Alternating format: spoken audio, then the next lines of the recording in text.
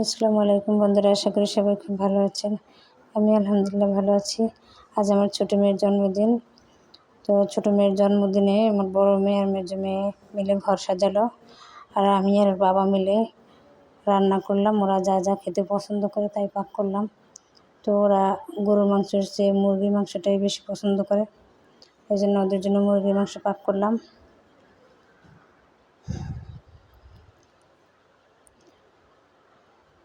আর ওরা cake, noodles এগুলো খুব পছন্দ করে মুরগির মাংসের সাথে।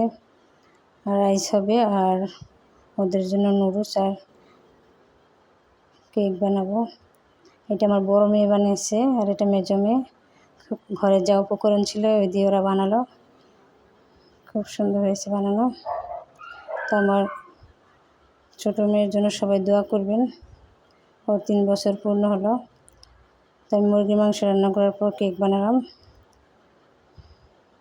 আমার কেক বানানো হয়ে গেল।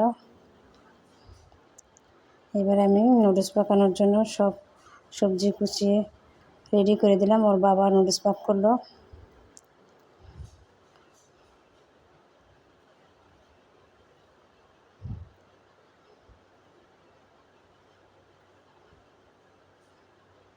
আমার মেয়েরা নুডলসের সাথে সবজি খুব পছন্দ করে, বিশেষ করে গাজরটা ওরা খুব পছন্দ করে। তো আমি সবজি গাজর, আলু আর বরবটি দিয়েছি।